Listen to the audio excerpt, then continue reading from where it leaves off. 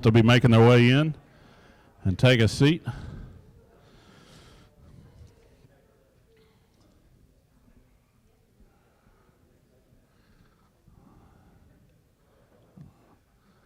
I know it's been a long day. Yeah, if you guys want to come, Steve, if you want to join us. I know it's been a long day. Hopefully it's been a lot of helpful information. As I told you this morning, the two things that I want you to leave with, or we want you to leave with, is to be encouraged and informed about what you're doing. So, you know, I hope that you've been encouraged by just being around each other and getting to spend time together, and I hope that so far the sessions have been helpful to you in different ways, and that they will continue to be as we move forward for the rest of the week. So appreciate these three guys, Steve, Mike, and Keith, being on stage with us this afternoon. You know, when you've got a lot of partners coming to the show, you want to have a couple of panel discussions, and so it's trying to, you know, hard to figure out how do you do that without, you know, hurting feelings or, you know, what. So I try to kind of go at it from a couple of different ways to kind of figure out how to do that. And so obviously the first one is I wanted to invite our three oldest partners in the cooperative space, not age. You make your own decisions about that. As far as age and or length of time that we have worked together, and so appreciate each of these men very much, you know, for what they do. Appreciate the relationship with Logicom, and then me personally, they have always been really helpful to me, and I could always reach out to them, and especially when I first started, I was like, hey, tell me about what's this co-op thing? What is this? And where do I go? What do I do? And they've always been great to be a part of that. So I appreciate them being on stage. So maybe as we get started, nice socks, by the way. You know, so maybe as we get started, I get distracted easily. I'm sorry. If each one of you share maybe something that as you think about your project and think about what you've done, you know, how your project you feel and the time that you've been operating has impacted your communities and areas.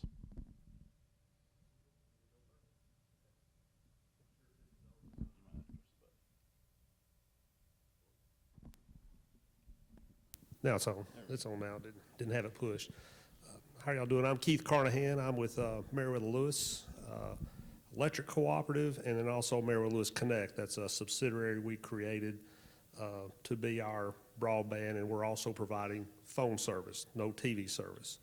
When we first got into this in 2018, I was sitting in meetings just like this. I knew absolutely nothing about it, and I learned from people like Steve and from Mike and everyone out there, you know, what it takes to do this business. We just didn't know what we didn't know, and learned a lot over the last several years. But the impact to our community, we kept hearing we need broadband, we need internet service, we just don't have it, and I've heard it said, and I agree, it's akin to when we provide electricity back in the 40s. I akin broadband to that now. It's something that is needed in our communities. And so when we talk to our board of directors, we want to be community involved, community active, and active in our communities, and that's something they needed. Our board of directors wanted to do it. It was a large investment, the biggest decision my board has ever made since going into the business itself of electricity. So it's been huge. Right now we're a little over 2.5 years into providing our first customer. We're a little over 6,200 customers at this time, and growing about 100 a week right now. So we're still on that path. About another year and 6 months of build out till we're fully built out, over 35,000 customers in our service area. So. I'm Mike Partin. I'm the president and CEO of Sequatchie Valley Electric and SV Connect. We're located in southeast Tennessee, right outside of Chattanooga. It's really good to be out and about. Let me start by saying that. The gentleman before said, you know, he kind of forgot how to pack. We all used to travel so much. This is the first trip I've been on since we got off the plane and from New Orleans last NRECA annual meeting. So it's been a while, and it's certainly good to be back with our colleagues and friends, and the importance of networking. You just can't put a value on that. I think we've all experienced the loss of that. You know, Zoom's fine, it got us through, but it's time to think about going beyond that. The impact the fiber business had on our community is substantial. We really did not fully grasp the impact that it would have until we started going out into these communities where there was nothing. And you start to talk to individuals, and you hear them talking about bringing their kids back to town to do their homework, sitting in the McDonald's parking lot or the Crystal. You know, I've thought a lot about what if the pandemic had happened 10 years ago. You know, you think about all the folks that work from home now, have been forced to work from home, kids that were sent home to do their schoolwork from home. If it hadn't been for us stepping in the gap in these rural areas across this country, where would those folks have been? You know, everybody had been sitting in the McDonald's parking lot. It looked worse than the gas station down the street today. So the impact is significant, not only to our bottom line. You know, it is making a difference to our bottom line as a cooperative, but more importantly, it's making a difference in the lives of our members. It's making a difference in the quality of life in rural America, and I think that's substantial. As Keith talked about, you know, when we got into the business, you know, folks were saying we want the same thing they've got in town, just like they said 80 years ago when we got in the business. We heard that same thing when we started going out into our communities. And you know what? I said this in a statement last week. Your zip code should not determine the type of internet access that you have. And who better than we as electric providers, rural electric providers that understand customer service, understand long-term debt, to step in that gap. Nobody can do that like we can do that.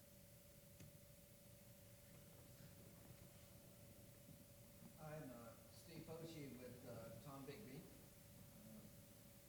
Nick and I go back before fiber, and talking with Mike that we've been able to do this together on stage, but it has been a while for that. So I echo your comments.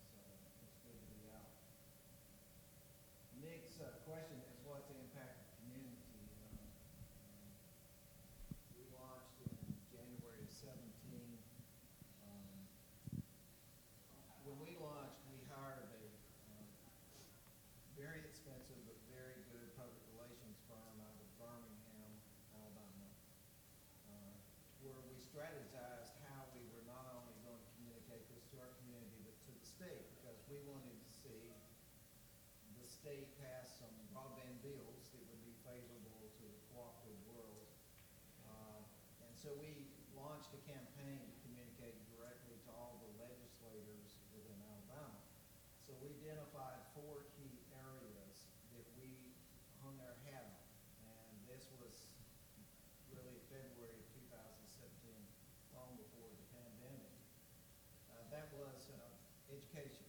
We needed to improve education for rural schools, especially in our area, but rural Alabama, rural America. So how do you provide calculus when the schools are too small, those sort of things.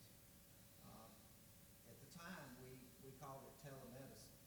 We felt like telemedicine was going to be a critical issue, not only for our local hospitals, but for our doctors, for the elderly being transported who could choose to live in rural Alabama and move, get to the doctor. How will they be cared for in a meaningful sort of way without necessarily going to the doctor's office then? And that's what we talked about. We talked about economic development. Most of rural Alabama is diminishing, and we were no exception to that. In fact, we're a poster child of that. So not only was our electrical system diminishing, but our people, economically, job-wise, a lot of things were occurring in a negative emphasis in that, at least in our part of the world, in northwest Alabama. And lastly is quality of life. We knew through our studies that school children really needed high-speed broadband so they could do all the things that they enjoy doing. Like Nick talked earlier about his children, we would talk to seniors in high school, and we asked them a simple question. Do you plan on relocating back into this community if you go off and get an education, that sort of thing? When you come back, you could get a meaningful job. And the answer was simple, no. So then we asked them the question, would you come back if we had you a gig connection to your house? You could make a living here, could you do a gig connection? Would you come back? And 100% of them said they'd be back. So that was in early 2017. So what's happened here, we are in 21, especially after COVID? Well, we know we had a call center. That's still an important job for our people. 400 people working there, they closed. They closed their facility with those 400 workers, and they all moved them to the home, and they've sold the building, but every one of them still have their job because they're all working from home because they all got a fiber connection to their home. It made it meaningful. We know there are at least 200 to 300 more that have gotten jobs via working from the home because of the fiber connection. We know that. We know at least 1,000 jobs were preserved because those industries got fiber connection. We know of a lot of examples where the medical thing got kicked into. Our doctors were slow to make that transition, but when COVID-19 hit, it put them on steroids, so to speak, and they were fast moving in that direction. So it's really not that new anymore. So it's been a tremendous aid to especially our elderly, but to all kind of patients. So job creation, schooling, just like they were saying. Our biggest problem is where we haven't quite got the fiber there. Those children hurt, but we have gotten thousands and thousands of homes with a fiber connection. It made a tremendous difference for them. And then they're also able to get learning that they weren't able to get otherwise. So that's been a big help. So we're actually having some young people come back and work. We got all kinds of plans to develop entrepreneur centers and things like that and create tech work to do that. So without the fiber connection, none of that would have taken place. So. Before we move on to the next question, I don't know if y'all heard that, but Mike and Steve both said the two conferences they chose to attend in the last year was Take Advantage and Connect Conference. So I just want to get that on record. Same here. Okay. I thought you had another. That's my magnetic personality. So, as you think about that, you guys have all, 3 to 5 years into making this decision to move forward. There's a lot of folks in the room, everybody in the room is somewhere in a project, I think. So, but there's some that are like in those first weeks, first months, just turn up the first customer or, about to. And I don't know if you guys can think back to those moments and maybe what would you tell yourself and tell them, and do you feel more confident in your decision today now to where you are? Going to that, when we were trying to make the decision to go into this, there was it's a lot of money. It's quite a bit of money. It's one of those decisions, is it the right thing? And there was a lot of training, a lot of teaching we had to do with our boards to convince them. I was convinced it was the right way to go. Having to convince them to make the decisions to let our cooperative move forward, it was about a 6 to 8 month process teaching them what this meant. And as I look back, it was an absolute one of the best decisions we made. It's been tough. I've got one of my guys sitting out here, Chad Blackwell. It's daily right now. It's something all the time as we're constructing. It's something going on every day. issue after issue. But going through those issues, is it worth it? Absolutely, it's worth it. Kind of like what Steve said. You see those effects that it has on our customers and on our members that had absolutely nothing. And when they get that 1 gig service at their house, you have kids jumping up and down. You have school teachers. I had a school teacher, I was telling these guys, that was wanting in one of our counties. And once he got it, he went in and made a production video of his first experience on the internet. And just it was a great production. I hope we can use it sometime in some of our advertising, because he did a great job. But was it worth it? Absolutely, it was worth it. I think, and it's just moving forward into this 21st century in the right direction. This pandemic really showcased how we could get out into these communities. The toughest part is managing the customer expectations where we're not there yet, and trying to get there, because I wish we could be there today, but it takes time to get there. So those are the toughest parts, trying to manage those customer expectations as you move on out. Yeah, there's no question in our careers that this is the greatest thing that our industry has ever experienced, our co-ops experience. And I think I can speak for all of us to say nothing, I don't think, will compare in our lifetime to being able to bring an essential service to parts of our membership that long for that service, that could see their neighbors have it, could see what they had in the city, and now they have that same type of service. So the gray hairs that we have, the worrisome nights and days, and all those things are worth it to be able to provide and fulfill what our mission really is. Our mission as a cooperative is not just about poles and wires. Our mission is about service to our members. And sometimes we have to think past poles and wires and what is that? And that's service to take care of those members. What did they need? They needed high-speed internet brought to them. Who was going to do it? Nobody.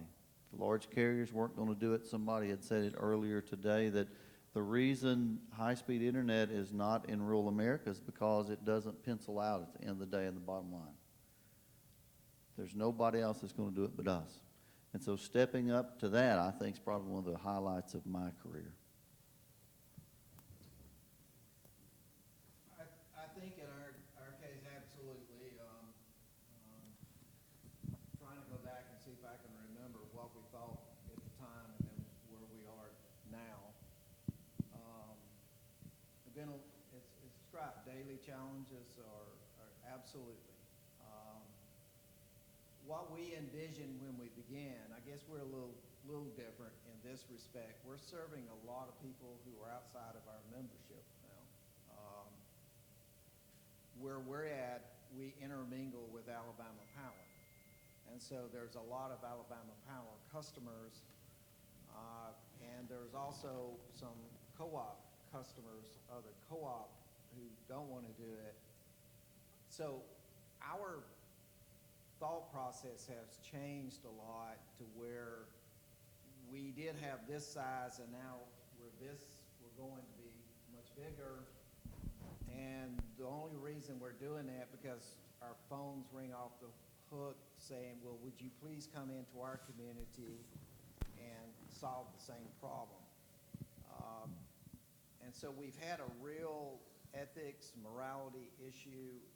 If you can go help them and figure out a way. So we haven't learned to say no yet, and that's a problem.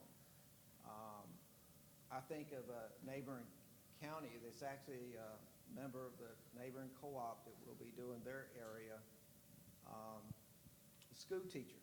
And she's a single parent, school teacher. Child is an 8th grade honor student. She's a minority. And her dream is for her son to be a very academically advanced young person when he gets to college. And I think after all we see in the news and all that, we have to applaud that. Her problem is, even though she's a school teacher, the only thing she has available to her is a satellite. And she talked about that she uses the capacity of the satellite in 1 week. And she has to go to McDonald's for 4 hours a night for her student after she completed her job to complete the work. As a human being, you think about the challenges and the support she needs. Anyhow, so a week ago, and there's stories like that, we were able to secure a fairly large state grant that would help us economically to go into that area, and she's going to be one of them. So it made the press there, and I thought, I haven't talked to her, and I wondered what she's thinking. You know, well, I guess she's thinking, when are you going to be here now?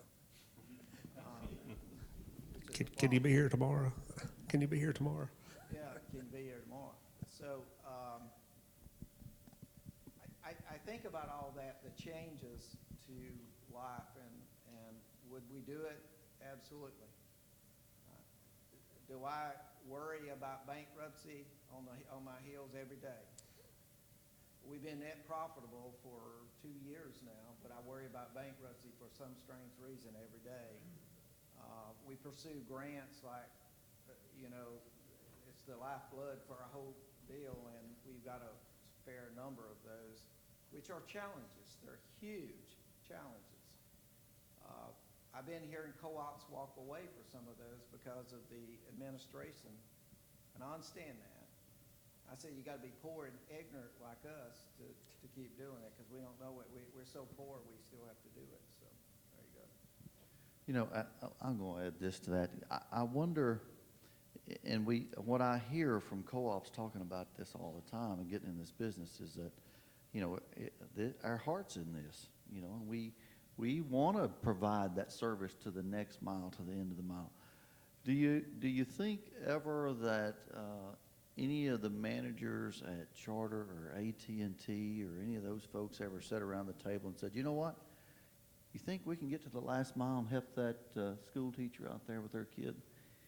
Heck no, that never crossed their mind. And I think that's what sets us apart, and that's what draws our customers to us. Even folks that are not your members, that are just customers, they see that you're different. So I have that little commentary. Once you ask if the CEO sits around, one of the things I think about is we go to church with, we shop with, we play ball with, we see them at the grocery store. We see these people our members every day. So, you know, we have a heart for if someone walks up and says, hey man, I'm really glad you're doing this. I wish you'd get to my house quicker. We try to do everything we can to try to provide that service for them, because we understand, because we see them every day. I have several of them just called me on my cell phone. My phone was just ringing just a second ago, somebody wanting something. So they know us. They know who we are, and we know who they are. That's important. I think that's the difference that we and the ones that are in this business, which I'm glad you are, I guess the heart for getting that service out to our members. That's what I think's where it all stems from. We have these signs. Sorry, we're CEOs and we haven't been anywhere in a year and talked to anybody. So It's okay. I'm getting a break over here, so you'll just go ahead. We're pretty excited about being able to talk to somebody besides our own staff. I've got 2 good ones with me. They had to ride with me all the way down here. Bless their heart. We have these signs that we have in customer service. We're connected. You know, we want the neighbors to see and call in and ask questions. And so some communities that we weren't there yet, I think that's what you're going to see. These folks that are just hungry for the service are beating the doors down. And so we got these signs, we're connected. And this community on top of the plateau out there, they kept calling and harassing us. And, you know, every time we'd see us or on social media, they would just lambaste us, when are you coming? And so I finally told the staff, I said, all right, let's just go have a community meeting and let's just face the music. And I said, but my request is we have it at a church. So that way, at least maybe that'll, the good Lord give us a little cover, from the egg throwing. But when we got there, the folks, they had stolen a bunch of our signs, and where we've got "We're connected," they had marked that out, but "We're not connected," and they had them lined up to the church. So folks are hungry for the service, and they'll do and say about anything to get you there. So be prepared if you're just starting. Be prepared. Prepare your board as well, because they're going to get a lot of pressure. So you think back, to where you are now, were there some challenges? I know that all three of you said, this is going to be hard. There's going to be difficult days ahead. Were there some challenges that you maybe weren't prepared for or didn't expect that you would, maybe caution some others to look out for or be prepared for? Well, one thing where we're different, we do a triple play. Do y'all do triple play? I know you don't. And folks cautioned us not to offer TV service. But we couldn't get the take rate going without a traditional TV type package. And that's a challenge. If you decide to get off into the business and want to be a traditional cable TV provider along with the service that you provide, and we understand that over the course of time, folks are going over the top with their TV viewing, I guess, if you will. But in our rural part of the world, folks like traditional TV package. They like to get on there and see a guide and look where 3, 9, and 12 and what Paul's going to say about the weather. I mean, that's just kind of what they like to do. That has really been a challenge for us. And so I encourage you, if you do look to offer the triple play, that you talk to some folks that are in the business. I had the crazy idea, and we're close to Chattanooga, and we're very fortunate to be able to partner with them on several services. And I had the crazy idea, well, if we just partner with Chattanooga to provide the service, we won't have to have a head end, and they'll just white label, and when it comes up on our customer's TV, that it'll say our name, and we'll pay them a little fee, and nothing could be further from the truth. It took a year for us to be able to turn up a TV customer. And that was a long, hard year of working through contracts with local providers. We're part of a national buying group called NCTC, and which they're an aggregator of channels. But there are a lot of channels out there, the local channels, the Turner Network, some of these others that you have to work out your own contracts for. And that's an intimidating step for us as well. So that was probably one of the biggest things, that hurdles and worries that we had with our business, is that part of the triple play. There's some money to be made there, and those extra services that you're providing in the home, there's some money to be made, but it's a tough hill to climb. Can Jeff quote you on that? Because I'm sure he's going to with. Yeah.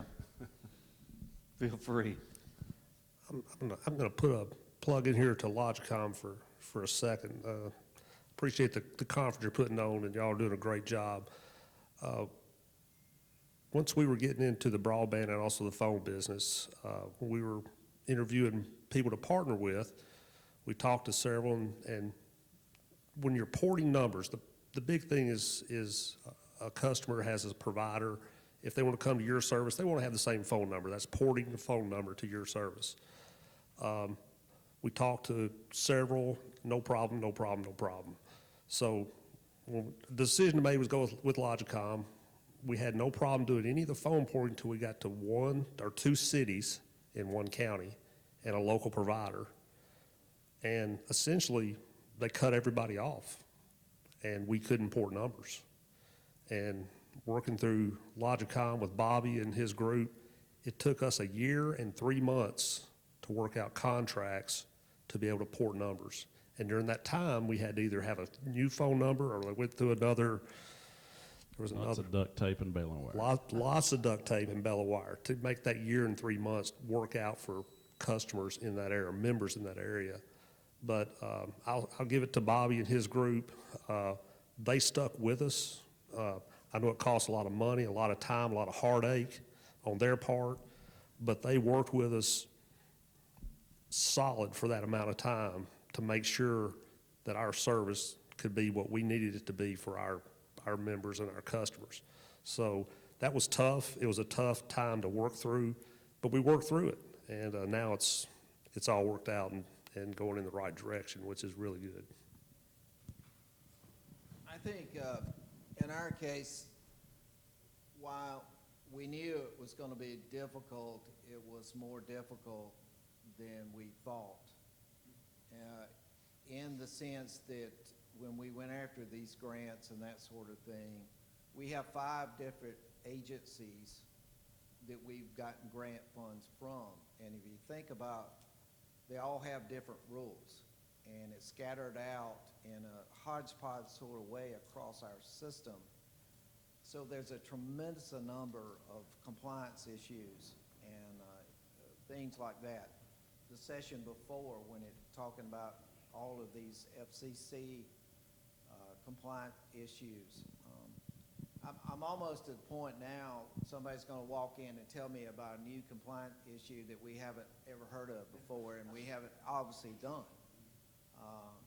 So it's a tremendous number of that, and it's really like juggling balls all the time to try to keep that, make sure you meet the right dates, you do all your things the way you're supposed to, and make sure that you stay within your covenants.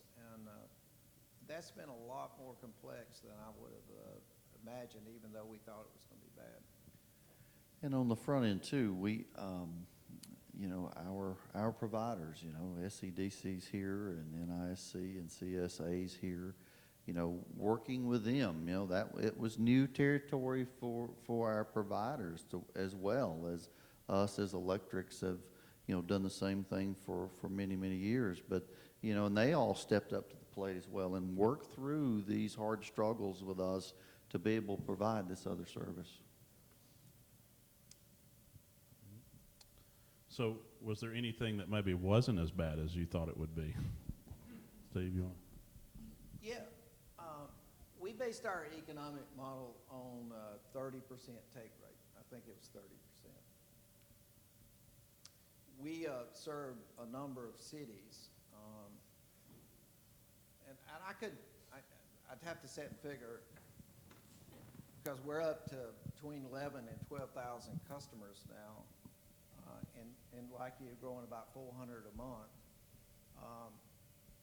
We know in certain cities where we have competition, we got an 80% take rate. That was way better. And it came in, and it's still coming in. The difficulty is we've got a 1 or 2 month wait time. That's a problem, and we keep bumping that up. The acceptance and people switching to us was a lot better than I thought it would be. So, yeah. Yeah, I think you hit the nail on the head right there. You know, as we were putting our business models together and talking with our board and talking about borrowing these millions of dollars, you know, that was a concern that we had as a senior staff and as a board. Is, you think they'll come? You think they're going to switch? And they did, and they continue to do that. And it's, you know, I think it's built around the trust and relationship that we have with our members, and you know, our numbers continue to grow because of that. I think you said exactly right. You know, we've been in the electric business and provided service for the last 80 plus years. And through that relationship with our members, when we provide another service, they're expecting that level of customer service from that business also. We are too. We're primarily electric cooperative. We're not a broadband provider. So we have to remember the electric side, but that relationship with our members, when we provided that new service, they say, hey, they did a good job with this. I believe they can do the same thing, and that's what we're providing now. So I think that level of trust with our members is better than, is a better part of what's driving this business for us right now. I tell you, to me, I can't prove this, but it seems like there is a correlation back to our electric. We do the annual national survey, and I can't, TSE services out of North Carolina that does, what's that score? You get a score, like your report card.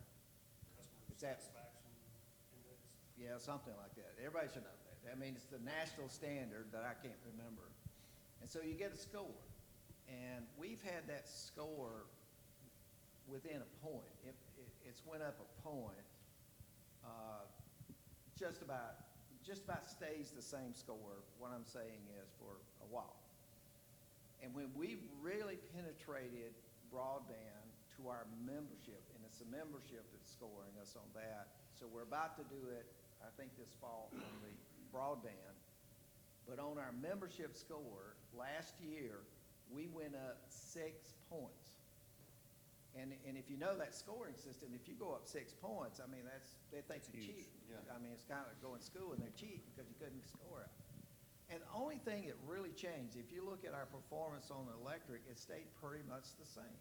I mean, there was a huge change in our numbers, performance-wise. And so why did it go up 6 points? And I can only attribute it to the broadband having an improvement to our membership lives, and they felt better about us. Even our griping people on us didn't gripe as much, so we went up. All right, so last question. What was the best advice you either received, or, what would be the best advice that you would give to someone kind of following behind you as we close out? I'll start this one. I was sitting at a meeting when we first got into it, and we were thinking about doing a triple play. And I remember Bruce Purdy from North Alabama Co-op. He's in the broadband business. He said, they asked him the same question. He looked straight at the audience and says, "Don't get into TV." It's exact words, and I think Mike, Yeah, I was in the same meeting. you were there too. You didn't I hear must have been looking that. at my phone or something. I don't. But that was the best advice. I tell you, once we've gotten into it and we're trying to teach people how to stream services. My 82-year-old father-in-law, he streams all his service now. I have to set it up for him beside that, but he streams off his services now. So, but they're learning how to do this, and so they don't have that cable bill, they don't have that satellite bill, they don't have that extra bill coming in each month, and that gives them money to do other things. So, but that was the best advice I got, was don't do TV. And so I took that to heart, and we just did the phone and broadband, and it's been a good thing for our cooperative. But everyone is different, so you got to look at what your membership base is. So. Yeah, I guess the best advice I got, we've been in this business for 80 years, and I think we do a heck of a job keeping the lights on. We work hard at building our system, and we work hard at making improvements to our system. But the best advice I got when we got in the fiber business was surround yourself with people that are smarter than you. And that's what I've tried to do. I've got two of those here today that know the business inside and out. I feel like I'm a pretty good manager at the electric co-op and a pretty decent cattle farmer, but I don't know crap about the fiber business.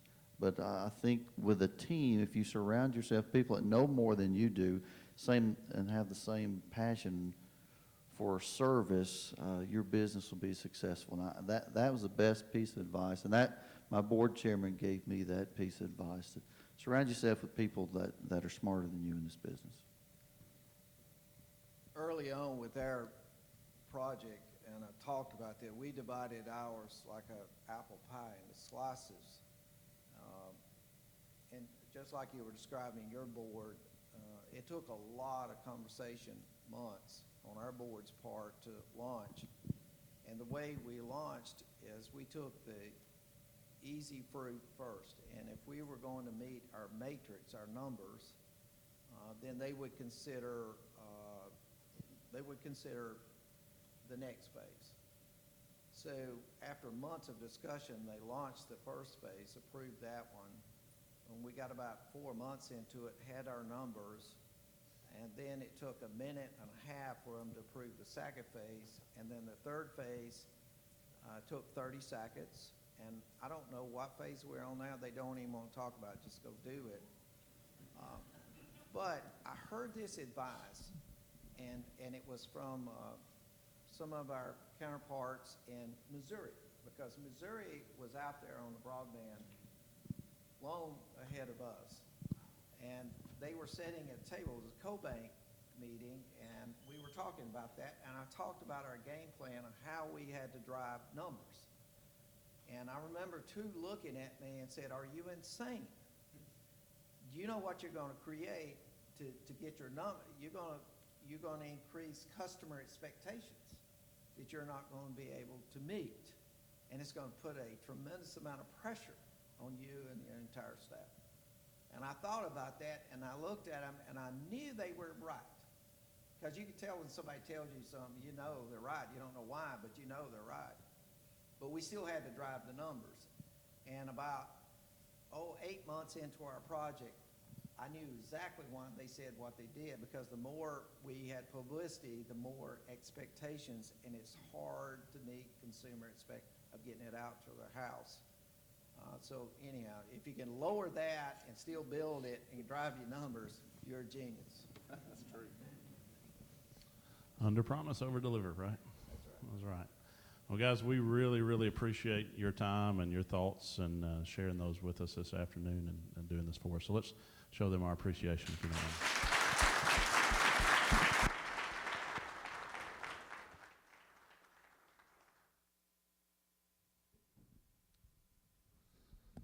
So appreciate everything today for everyone that's been involved in helping making today possible. We look forward to a lot more tomorrow. We're not done with the end of the day. We still have putt-putt and ice cream. Walker & Associates is sponsoring that. Very thankful for them taking that on. I'm going to invite James Jones, if he would, to come up here and share a little bit about Walker, and then maybe he'll give some instructions on where to go and what to do after this. Okay. Hey everybody, my name is James Jones with Walker & Associates. My counterpart Randy Bruckner's out here as well. I'm just really, really glad to see everybody here.